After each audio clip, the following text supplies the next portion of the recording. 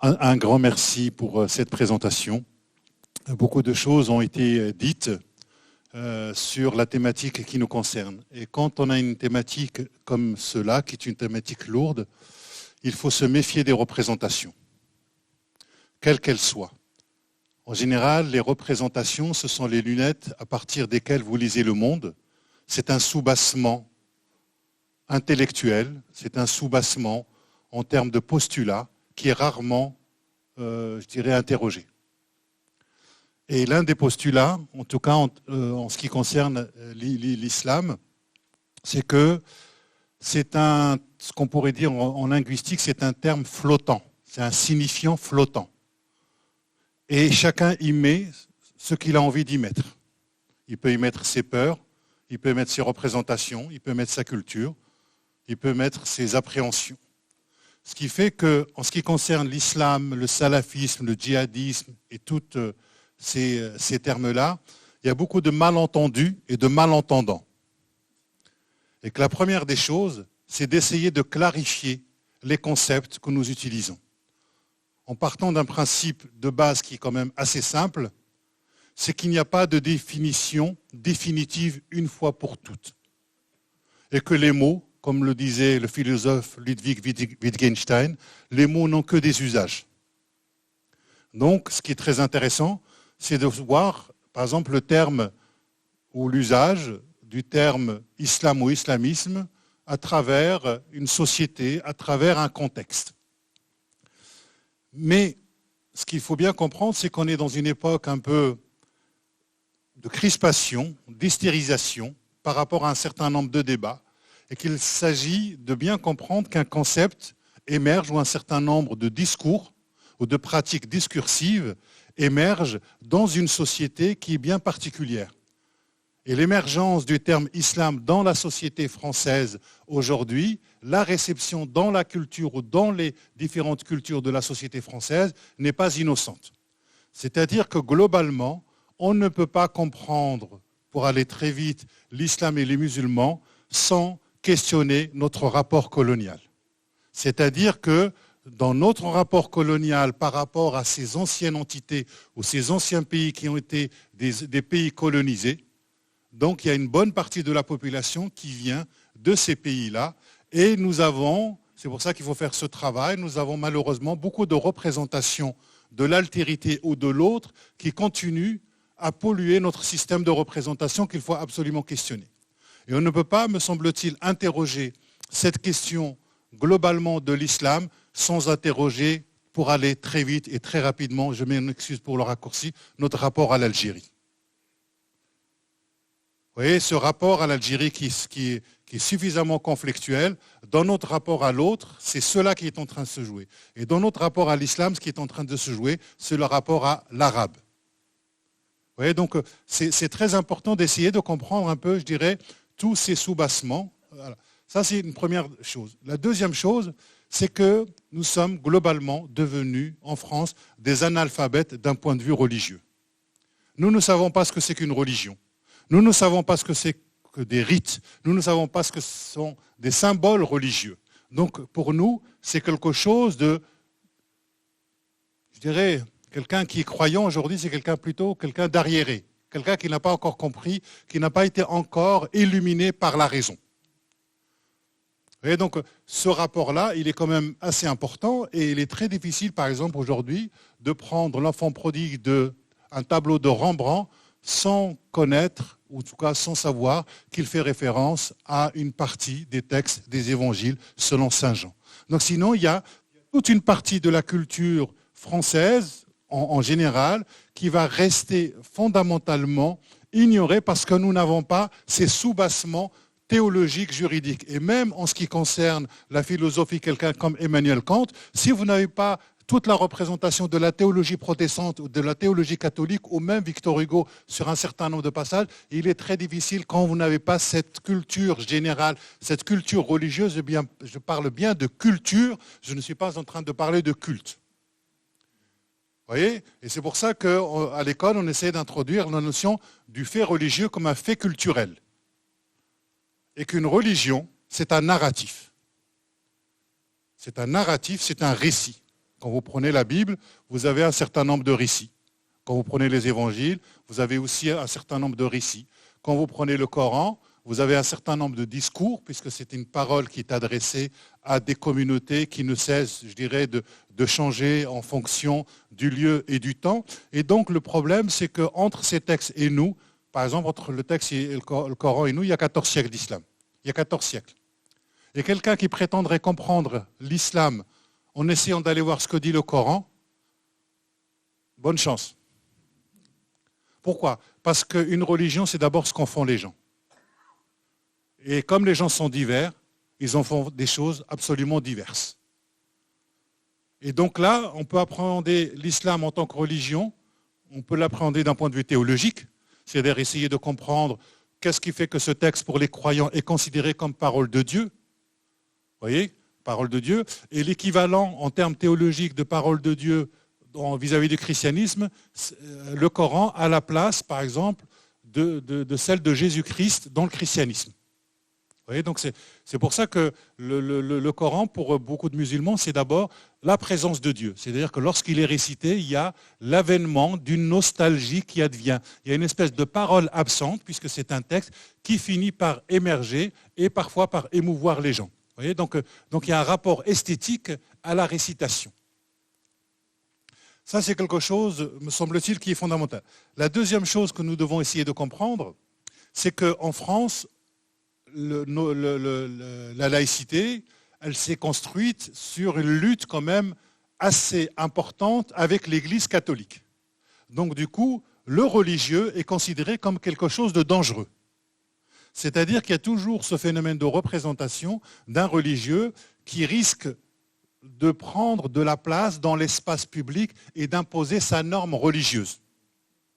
Et donc, c'est très intéressant parce que d'un seul coup, on a eu tout un phénomène de sécularisation dans la société française où il y a une espèce d'invisibilisation du religieux. On a dit que le religieux devait être simplement dans le côté privé. Soyez religieux en vous ou à l'intérieur de vos maisons, mais à l'extérieur, c'est fini. Donc il y a une espèce de sécularisation de l'espace public et on est parti sur cette idée que la laïcité, globalement en termes de représentation, serait l'idée qu'il ne faut pas qu'il y ait de signes visibles de votre appartenance religieuse. Ce qu'on oublie, c'est que c'est l'État qui est laïque, ce n'est pas la société. La société est sécularisée, mais elle n'est pas laïque. Vous voyez? Et donc, le fait de voir, en tout cas en termes de visibilité, des changements, c'est-à-dire des voiles, de la consommation halal, etc., il y a deux moyens, il y a plusieurs moyens, en tout cas il y a plusieurs lectures possibles.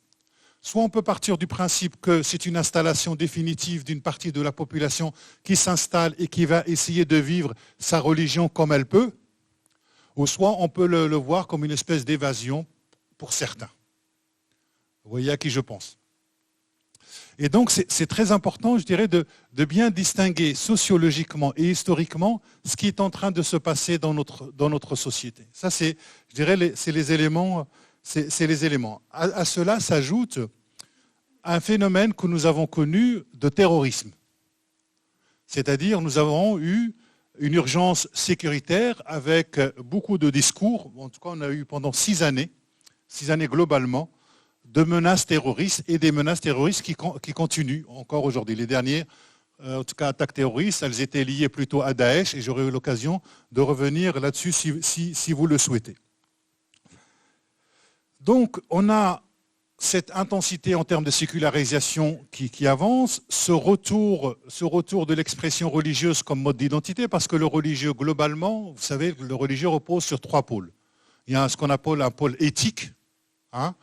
Je citerai Paul Ricoeur dans le livre Soi-même comme un autre, et la visée éthique, il dit que c'est une vie bonne avec et pour autrui dans des institutions justes. C'est-à-dire à la fois l'estime de soi, l'estime de l'autre et l'estime des institutions. Parce qu'une société ne peut pas vivre si les institutions ne sont pas suffisamment estimées. Vous voyez, donc, parce que les institutions sont fragiles. Donc il y a l'idée d'une visée Et l'idée de la visée, c'est un horizon qui n'est jamais atteint, mais il faut le viser. Le deuxième élément, c'est que c'est un aspect cognitif. C'est-à-dire que le religieux, c'est un aspect cognitif, c'est-à-dire que c'est un ensemble de textes. Par exemple, si on prend simplement le Coran d'un point de vue, l'islam d'un point de vue sunnite, puisque les sunnites, globalement, représentent 90% de la population mondiale en termes de musulmans, le sunnisme, c'est à la fois le Coran, c'est la tradition prophétique, c'est les 4 écoles juridiques, plus les écoles théologiques, etc. C'est-à-dire que l'islam, c'est un ensemble de textes qui ont été produits à travers des siècles et qui créent ce qu'on appelle une communauté d'interprétation ou une communauté traditionnelle. C'est-à-dire que ce sont des gisements dans lesquels les musulmans peuvent, puiser. Et à l'intérieur de cet espace-là, vous avez des espaces qui peuvent être très très rigoristes, comme vous pouvez avoir des espaces qui, eux, relèvent de la mystique, ou simplement un islam traditionnel. Ça, c'est globalement, les textes. Et le troisième élément, c'est l'aspect identitaire. Et l'aspect identitaire, c'est ce qui se passe aujourd'hui, c'est qu'aujourd'hui, beaucoup de sociologues le montrent, il y a une déconnexion entre le religieux et la culture. Et par exemple, les groupes salafistes dont j'aurai l'occasion de vous parler, en tout cas l'émergence de ces termes-là, les salafistes qui ont plutôt une vision très rigoriste du religieux vont développer de plus en plus un islam identitaire où la question de la norme religieuse en termes de pureté est importante, en termes de consommation est importante. Et donc, il s'agit de bien comprendre qu'aujourd'hui, l'islam en tant que religion est traversé par un certain nombre de courants qui vont du salafisme wahhabite qui nous vient d'Arabie Saoudite jusqu'à ce que certains appellent le salafisme djihadiste qui, lui, utilise la violence pour imposer cette idée d'un État islamique. Vous savez, le terme, puisqu'on parle d'islamisme, le terme islamisme est un concept assez récent. C'est-à-dire que globalement, le mot islamisme a été pendant très très longtemps synonyme d'islam. Ernest Renan, que vous connaissez, lui parlait d'islamisme. Roger Caratini, en 1992, pour répondre à Chateaubriand, il publie Le génie de l'islamisme. C'est-à-dire que globalement, l'islamisme, en termes d'usage, il était accolé à judaïsme, christianisme, islamisme. Voilà. Donc c'est un usage d'un mot ancien qui voulait dire religion de l'islam. C'est comme ça qu'il était appréhendé. Ensuite, ce terme-là a disparu petit à petit et c'est Jean-François Clément, qui est anthropologue et philosophe, spécialiste notamment du Maroc, qui va reprendre ce mot dans les années 90 pour essayer de traduire une nouvelle réalité qu'il est en train de voir dans ces espaces qui sont travaillés par ce que Mohamed Harkoun appelle le fait islamique. Et qu'est-ce qu'il fait? Il observe dans le monde musulman, des groupes qu'il va dire islamistes, c'est-à-dire que pour eux, ils veulent remettre l'islam au centre des sociétés musulmanes. C'est-à-dire faire de l'islam un élément politique. Donc quand j'entends, comme notre ami tout à l'heure, que l'islam est loi, etc., c'est une certaine conception de l'islam. C'est une conception parmi d'autres. Donc là-dessus, attention à ne pas essentialiser une définition de l'islam parce que sans nous rendre compte, nous sommes en train de reprendre des définitions qui, elles, relèvent peut-être des frères musulmans ou d'autres groupes qui cherchent à imposer la manière dont ils voient l'islam. Alors, cette nouvelle réalité, elle est liée à quoi, globalement, dans le monde musulman? Tout d'abord, elle est liée, c'est pour ça qu'il faut faire de l'histoire pour essayer de comprendre ce que l'on raconte, parce que je le dis souvent à mes étudiants en ce qui concerne l'approche historico-critique des textes, c'est-à-dire que faute d'histoire, on se raconte des histoires et ça finit par faire des histoires. Et donc c'est important, je dirais, de faire de l'histoire. Et donc, alors, on va essayer juste un peu de prendre un peu de recul pour essayer de comprendre parce que, en fait, nous sommes en train... Ce qu'il faut, globalement, c'est compliquer les intrigues. Il n'y a pas une seule intrigue, il n'y a pas une seule manière de raconter. On a besoin de complexifier les problématiques. Parce que plus on arrive à complexifier, plus on arrive à nuancer, globalement. Et donc c'est un sujet qui est trop lourd parce que dès que vous parlez en fait du religieux, vous parlez de l'intime. Vous parlez de quelque chose qui relève de l'identitaire. C'est pour ça que c'est autant explosif. Pourquoi? Parce que l'acte de croire en soi, il a des implications politiques. L'acte de croire a des implications sociologiques, il a des implications psychologiques. Et l'acte de croire n'est pas simplement le croire du religieux, puisqu'on est dans une école de business, il y a un acte de croire dans le management. Il y a un acte de croire dans le business. Voyez, et donc ça engendre ce qu'on pourrait appeler des effets de réalité, des effets de sens ou des effets de vérité. Et donc l'acte de croire, globalement, c'est quelque chose qui est anthropologique, qui fait partie de l'être humain. L'acte de croire en l'amour, l'acte de croire en la monnaie, l'acte de croire en la politique. Vous voyez, l'être humain passe son temps, en fait, c'est un éternel croyant. Et il passe d'une croyance à une autre. Donc c'est pour ça qu'il faut étudier l'acte de croire en termes sociologiques et anthropologiques pour comprendre que l'acte religieux n'est qu'un acte de croire parmi d'autres. Alors, qu'est-ce qui se passe? Tout d'abord, en 1924, nous avons l'abolition du califat. Vous savez, jusque-là, l'empire musulman existait plus ou moins, mais il existait symboliquement jusqu'à ce que Atatürk finisse par démanteler. C'est-à-dire c'est le démantèlement de l'empire ottoman et de l'empire du califat, et on assiste à une espèce de morcellement de l'empire ottoman qui va entraîner dans son sillage une innovation en termes de pensée politique. Et c'est à partir de là, c'est à partir de 1924 et une réponse à ce démantèlement de l'empire musulman que va naître le concept d'État islamique. On peut dater le concept d'État islamique à partir de 1924. Pourquoi? Parce que pour la première fois, la communauté musulmane n'a plus d'entité politique. Parce que jusque-là, la seule entité politique qu'elle avait, c'était cette idée de l'empire musulman. Et on ne pensait pas du tout à cette idée de l'État islamique. C'est pour ça que ceux qui disent que le prophète de l'islam a, je dirais au 7e siècle, organisé un État islamique, c'est un anachronisme historique. Là aussi, il faut essayer de comprendre le champ des représentations et des possibles dans une société. Et toute société est divisée globalement en trois parties. Il y a ce qui est pensable, il y a ce qui est impensable et il y a ce qui est impensé. Vous suivez ou pas? Je vous donne simplement des exemples. Par exemple, le mariage, ce qu'on appelle le mariage pour tous, il y a encore quelques années, il était non seulement impensé et impensable. Et d'un seul coup, on se met à le penser. La question du genre, elle était impensée et impensable, on se met à la penser. Donc on voit bien que toute société, elle est traversée par ces trois dynamiques et quelque chose qui est pensable peut devenir impensé et vice-versa. Et donc c'est important, je dirais, de bien comprendre qu'à partir de 1924, à partir du moment où la communauté musulmane n'a plus cette entité, je dirais, à la fois théologique et politique traditionnelle, elle va être tiraillée à la fois par la création d'États-nations dans ces pays-là, ce qui est complètement nouveau, qui est une espèce d'importation européenne, plus quelque chose qui va être fondamental pour le XXe siècle, c'est quand même la mise sous tutelle de régions musulmanes sous coupole coloniale. Et donc c'est très important parce que, et c'est à ce moment-là que va émerger pour les musulmans, qu'est-ce que c'est qu'un État islamique? Seconde question que vont soulever les réformistes, pourquoi l'Occident nous a dépassés globalement, c'était ça. Hein, qu'est-ce qui s'est passé au niveau de l'islam?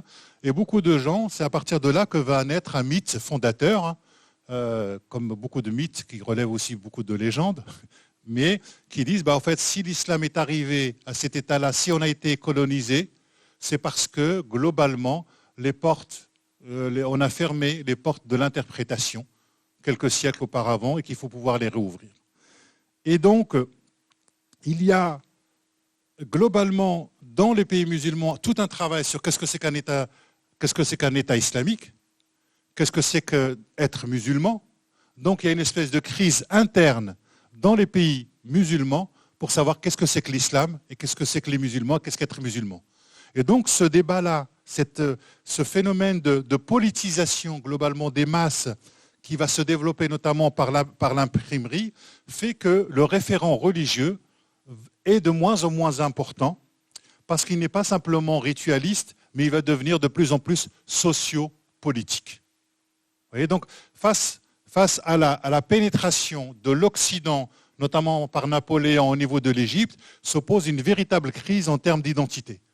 Et cette crise d'identité va amener un certain nombre de réponses qui ne sont pas simplement religieuses, mais qui relèvent aussi d'un phénomène qui est à la fois socio et politique. À partir de là, après les indépendances, vous avez l'autoritarisme des régimes post-indépendance qui vont créer eux-mêmes une nouvelle rupture, puisqu'on doit à la fois défendre l'islam, voyez, non seulement contre le colon, mais contre les musulmans eux-mêmes, contre le pouvoir lui-même. Et globalement, vous avez en 1928 la création des frères musulmans, qui sont d'abord une entité politique de lutte contre le colon anglais. Vous voyez, c'était cela. C'est-à-dire que c'est cette pénétration dans cet espace-là qui va faire globalement ressurgir ce que nous appelons aujourd'hui l'islam politique. Et le salafisme est une réforme de l'islam. C'est-à-dire qu'à un moment se pose la question de savoir à la fois qui nous sommes et pourquoi nous avons perdu, et la réponse, elle va être à la fois religieuse, sociale et politique. Donc les premiers salafistes, ce sont d'abord des réformistes. Parce qu'on dit à chaque fois pourquoi l'islam ne s'est pas réformé, etc. Si, il y a une réforme, mais ça a été une réforme rigoriste. Parce que toute réforme ne veut pas dire une espèce de plus-value. La réforme, ça peut être aussi, à un moment, quelque chose sur laquelle on revient. Et donc le salafisme, qui va rencontrer le wahhabisme assez rapidement, va devenir cette crispation autour de la norme. Et c'est très important, je dirais, de bien comprendre que dans ce salafisme-là, il y a quelque chose qui relève d'un phénomène très, très rigoriste. Et à côté, vous allez avoir une espèce globalement d'islamisme, d'islamisme qui a à la fois une vision politique et sociale, qui va être de plus en plus violente, notamment à travers quelqu'un qui s'appelle Sayyid Qutb, des frères musulmans. Vous voyez, donc, et en même temps, tous les islamismes ne sont pas violents. Par exemple, si vous prenez An-Nahda, ce groupe qui est dont le leader est quelqu'un qui s'appelle Rachid Ranouchi en Égypte, il n'y a pas l'utilisation de la violence. Si vous prenez par exemple le PJD au Maroc, c'est un groupe qui se définit comme islamiste, mais qui est légaliste. Vous voyez? Ça, c'est important, je dirais, de pouvoir le comprendre. Et là, vous avez aujourd'hui ces phénomènes de violence où vous avez globalement aujourd'hui, dans ce qu'on pourrait appeler les politologues et l'islamologie française, trois courants qui sont à la fois, je dirais, importants et qui parfois sont en concurrence alors qu'il faut, à mon avis, pouvoir les compléter. Vous avez le courant de Gilles Kepel, vous avez le courant de François Burgat et vous avez globalement le courant de Burgat, Kepel et Olivier Roy.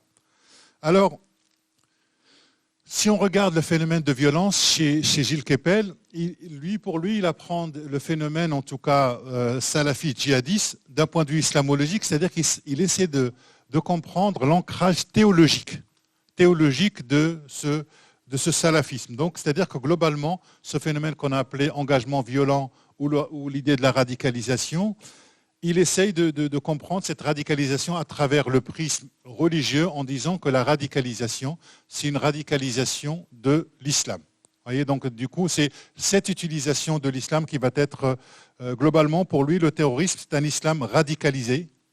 Et l'islamisation et ses symptômes, c'est le halal, la lutte contre l'islamophobie, etc., qui sont pour lui ces symptômes de cet islam qui se radicalise de plus en plus. Le point de vue de François Burgat est autre. Lui, il est davantage géopolitique. C'est-à-dire que, par exemple, il va inscrire le djihadisme dans le sillage des luttes coloniales et postcoloniales, faisant des terrorismes une réponse du dominé à l'hégémonie occidentale et aux souffrances du monde musulman. Vous voyez, donc, pour lui, il s'agit d'abord de ressentiment. Vous voyez, donc c'est un phénomène de troisième phase de la décolonisation. C'est-à-dire que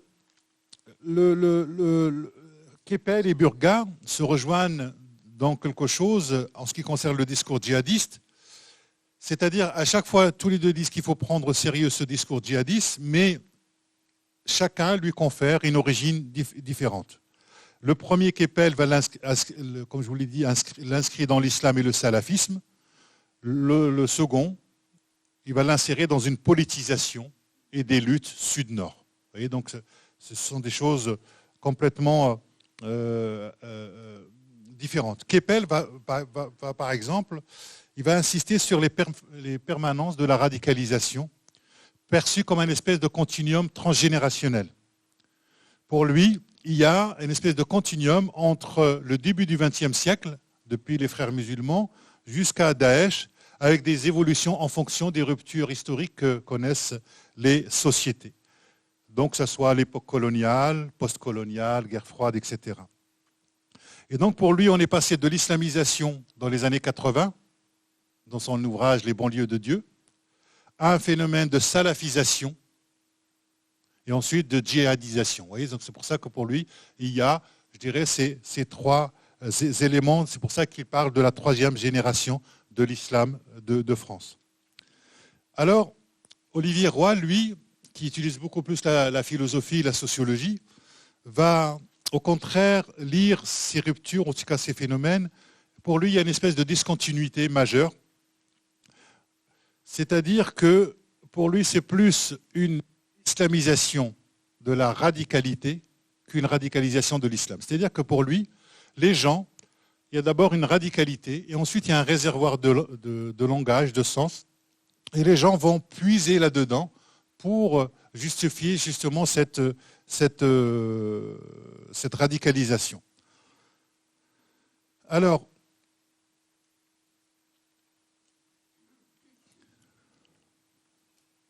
donc, il y a différents groupes entre les frères musulmans, Al-Qaïda, le salafisme djihadiste, vous voyez, c'est autant de familles qui sont à la fois différentes mais qui ont des points communs de continuité et de discontinuité. Simplement, ce que je voudrais dire, c'est vous parler un peu plus de discours de Daesh sur lequel j'ai pu travailler ces dernières années. J'ai essayé de comprendre qu'est-ce qui fait que ce discours arrive à parler à autant de gens. Qu'est-ce qui fait que ce récit est séduisant? Globalement, c'est ce que j'appelle le récit magique entre récit, reconnaissance, appartenance et participation. C'est-à-dire quel est le récit qui est invoqué ou évoqué, comment il est construit, à partir de quelle intrigue, à partir de quel élément hétérogène, quelle est l'intrigue, qu'est-ce qui permet qu'il développe, comme dans un récit, une préconfiguration, configuration et reconfiguration de la réalité. Qu'est-ce qui fait à un moment que le récit qu'on entend crée une dette de sens vis-à-vis de celui qui l'énonce, vis-à-vis de celui qui le reçoit, où ils se sont reconnus et reconnaissants. Qu'est-ce qui fait que cette reconnaissance donne ce sentiment d'appartenance? Et qu'est-ce qui fait que le sentiment d'appartenance produit de l'agir? Voilà, globalement, c'est cela. Et ça, c'est quelque chose qu'on peut, je dirais, utiliser, pas simplement dans l'aspect religieux, mais globalement, on peut l'utiliser aussi dans l'aspect politique, dans les récits. Qu'est-ce qui fait que, par exemple, dans le récit de Marine Le Pen, de Zemmour ou de M. Macron ou autre, qu'est-ce qui fait qu'à un moment, les gens se reconnaissent et se sentent appartenir et y participent. Vous voyez, donc ça, c'est la question de la reconnaissance, c'est pas simplement, c'est quelque chose qui concerne, je dirais, c'est anthropologique, ça touche à l'identité, et les êtres humains sont en quête de reconnaissance, par les institutions, par le diplôme, par l'amour, par leur contribution, par l'estime sociale, par la demande de respect, par la confiance, etc. Donc la question de la reconnaissance est fondamentale. Ce que j'ai pu, en tout cas, étudier là-dessus, c'est que c'est un récit qui repose sur que 4 rêves ou 4 mythes qui sont très importants. Je vais les énoncer très rapidement, puis je reviendrai. Le premier, c'est le récit de l'unité du monde musulman. Le deuxième récit, c'est le récit de la dignité. Le troisième récit, c'est le récit de la pureté. Et le quatrième récit, c'est le récit du salut. Est-ce que le terme salut vous dit quelque chose? D'un point de vue religieux? Non? Certains qui fréquentent le dimanche matin. Alors, tout d'abord, en ce qui concerne le récit de l'unité. Globalement, Daesh se situe dans une théologie qui est à la fois médiévale, qui rappelle un auteur, Ibn Taymiyyah, 13e, 14, surtout 14e siècle, de l'école Hanbalite, une école juridique très rigoriste, et qui suppose, en tout cas qui présuppose de revenir au découpage qui veut revenir à l'empire musulman, avant le découpage colonial. Donc il y a non seulement l'idée d'une revanche, mais il y a l'idée d'avoir une entité qui serait complètement musulmane et qui aurait son fonctionnement endogène, c'est-à-dire califat versus démocratie, souveraineté de Dieu versus souveraineté du peuple. Et dans cette communauté, tout le monde serait frère et sœur. Vous voyez, c'est une communauté de destin. Et donc, on vivrait selon la loi islamique. Et donc, le fait que ça fasse famille, le fait que ça propose une révolution, parce que Daesh a proposé une révolution théologico-politique. Il a proposé un idéal, il a proposé une utopie. Et donc, cette utopie va créer de l'unité. Cette unité, elle va s'effectuer notamment sur le eux et nous, dont je reviendrai tout à l'heure sur la question de la pureté. Je dirais le deuxième élément, donc il y a non seulement l'idée d'une revanche, mais retrouver l'espace musulman avant le démantèlement de l'empire musulman. Le deuxième élément, c'est celui de la dignité. Dans Lettre à Nour, c'est un échange épistolaire entre un père et sa fille, donc c'est une fiction qui est basée sur un travail. La fille qui est partie, qui s'appelle Nour, elle écrit un moment à son père, elle lui dit à propos de l'État islamique, elle lui dit « Les pères de notre État sont nés de la torture et des humiliations subies dans les prisons américaines en Irak.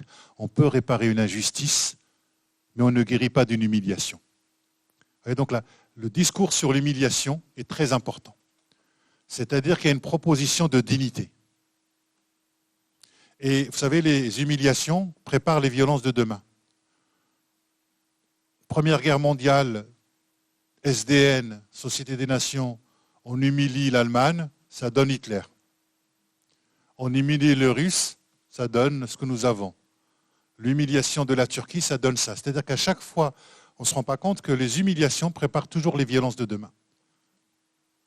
Donc, c'est très important. Il y a un philosophe qui s'appelle Olivier Abel qui montre bien qu'on est sensible aux violences. De plus en plus, et tant mieux. Des violences vis-à-vis des femmes, vis-à-vis des enfants. On est très sensible aux violences, mais on n'est pas trop sensible aux humiliations. Et on peut lire le mouvement Gilets jaunes comme une humiliation et une demande de reconnaissance. C'est-à-dire qu'à un moment, quand vous n'êtes pas écouté, quand votre parole ne vaut rien, etc., quand on vous voit et que vous ne comptez même pas, il y a un phénomène d'humiliation. Et l'humiliation, globalement, elle advient lorsque vous laissez les autres sans contre-pouvoir sur vous-même. Et comme le disait Hannah Arendt, il faut armer les plus faibles car le fort a tendance à devenir barbare. Et donc s'il n'y a pas de contre-pouvoir, justement pour arrêter cette force, pour qu'elle ne soit pas humiliante, pour qu'elle ne soit pas déshumanisante, ça produit des catastrophes. Donc la question de l'humiliation dans le monde arabe est un phénomène très important. Et là aussi, c'est un phénomène aussi culturel. C'est aussi un phénomène de représentation, c'est une culture de l'honneur, etc. Donc c'est important, je dirais, de pouvoir connaître ces éléments. Le troisième élément, c'est celui de la pureté. La pureté, alors là, c'est le nous et le eux. On entend parfois ce type de discours aussi en France. Nous les Français, eux les étrangers. Vous voyez, ou globalement les musulmans, les autres, etc. Vous voyez, c'est ce discours, ce discours qu'on entend, qui est souvent nostalgique et qui crée des séparations entre le nous et le eux devient un danger méprisable qu'il faut éliminer. Donc, on ne se rend pas compte que la déshumanisation, elle commence déjà dans la manière de réduire l'autre. On le réduit à quelque chose, à un objet. Il y a un phénomène de chosification ou de réification. Vous voyez, donc, et ça, il faut être très, très... il faut faire très attention à ça parce qu'on a connu ça durant la Seconde Guerre mondiale, bien avant, c'est-à-dire avec le nazisme. C'est-à-dire qu'à partir du moment où le nazisme disait qu'il y avait une espèce de race pure, tous les autres étaient considérés comme impurs. Et s'ils sont impurs, il faut les purifier. Et comment on les purifie ? On les purifie par le feu, par le gaz, par l'extermination. C'est-à-dire que le discours de la pureté est un discours dangereux. Parce que c'est un discours qui refuse l'état du monde et, je dirais, l'interpénétration culturelle, le mélange, etc. Aucune société n'est pure. Aucune. Et donc, du coup, à chaque fois qu'on tient des discours de pureté comme ça, non seulement c'est un contresens historique, mais c'est un discours qui peut, en tout cas, conduire à ce phénomène de violence. Et le dernier élément, c'est justement l'idée du salut. C'est-à-dire que beaucoup de jeunes, faute de donner un sens à leur vie, vont chercher à donner un sens à leur mort. Et en tout cas, en tout cas, dans le travail que j'ai pu faire, j'ai pu mettre en avant, je dirais, ces quatre éléments. Et une fois que j'ai dit ça, je reviens à la société française. Je reviens à la société française et globalement, ce que nous avons en France, c'est plutôt un islam traditionnel. Et que le salafisme, en tout cas, tel que nous le voyons, la naissance du salafisme au XXe siècle, au XXe siècle, c'est cela. Même s'il y a beaucoup de salafs qui prétendent, en tout cas ceux qui sont très rigoristes, qui prétendent revenir à la manière... Voilà. En tout cas, beaucoup de gens rigoristes prétendent revenir au temps du prophète. Vous voyez, c'est comme ça. Le problème, c'est que entre le moment, ce qu'on appelle le moment prophétique au 7e siècle, et les textes qui ont été écrits, je ne compte pas le Coran, mais tous les textes qui prétendent nous parler de la première période, il y a 2 siècles. Il y a 2 siècles, par exemple, entre le prophète et le fait qu'on va commencer à écrire sa biographie. Donc on est dans des phénomènes d'hybridation interculturelle, on est en Irak, on n'est plus en Arabie, on est à 2 siècles en termes de représentation, il y a les néo-convertis qui entrent là-dedans, les juifs, les chrétiens, les zoroastriens, et chacun vient avec son imaginaire. Donc c'est très difficile aujourd'hui, d'un point de vue de l'histoire, de savoir comment était la première période. C'est très difficile. Il y a beaucoup de débats aujourd'hui parmi les historiens, et je pourrais vous en parler si vous voulez. C'est-à-dire que de même que le futur est incertain, il faut partir du principe que quand on fait de l'histoire, le passé est aussi incertain. C'est-à-dire qu'il vous file et même dans l'écriture de l'histoire, c'est toujours une reconstruction. Et un historien, c'est aussi un conteur. Parce qu'il agence les faits, il va mettre du récit, il va mettre de l'imagination, etc. Donc il n'y a pas de factualité pure. Donc c'est pour ça qu'il faut se méfier de toutes ces constructions qui sont qu'on voit que dans le travail de l'historien, il y a aussi un travail de récit. Donc l'islam, je dirais, est une religion qui aujourd'hui fait parler d'elle à cause, je dirais, à la fois des phénomènes violents, et c'est ça qui est très intéressant, c'est que nous avons des gens qui disent, par rapport à ces phénomènes de violence, ça n'a rien à voir avec l'islam, ou ça a à voir avec l'islam. Globalement, c'est le type de discours que nous entendons. Les 2 discours sont faux. Les 2 discours sont faux parce qu'à partir du moment où vous avez quelqu'un qui passe à l'acte au nom de l'islam, il faut prendre il faut prendre au sérieux cette question. Jacques Derrida disait qu'il faut distinguer l'islamisme de l'islam. Il dit comme ça, il faut dire. Mais la violence se fait bien au nom de l'islam, donc la question du nom est importante.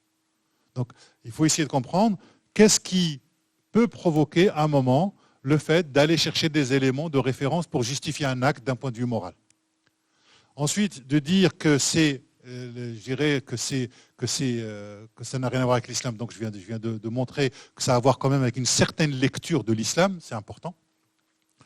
Mais on dit, et ensuite, si on va en disant c'est l'islam, ça veut dire que vous oubliez complètement les autres facteurs sociologiques, politiques, psychologiques. Et ça veut dire que vous savez ce que c'est que l'islam. Alors que depuis le début, je vous dis que c'est un phénomène qui est beaucoup plus complexe à appréhender. C'est-à-dire que globalement, le christianisme, ça a donné du pape jusqu'à l'Inquisition. Voilà, débrouillez-vous avec ça. Tout ça, c'est des productions du christianisme. Alors on peut préférer le pape, hein. On peut préférer, je ne sais pas, l'abbé Pierre et d'autres figures. D'autres figures, ou Saint François d'Assise, ou Thérèse d'Avila, peu importe, etc. On peut prendre ces figures. Mais il y a aussi d'autres figures qui sont beaucoup moins agréables. Et donc, ce qui est très important, et je répondrai ensuite parce que j'essaie de faire, c'est simplement une introduction pour essayer d'amener le questionnement avec la salle. Ce que je veux vous dire, c'est que les choses sont très complexes. Elles sont beaucoup plus complexes que ce que vous croyez.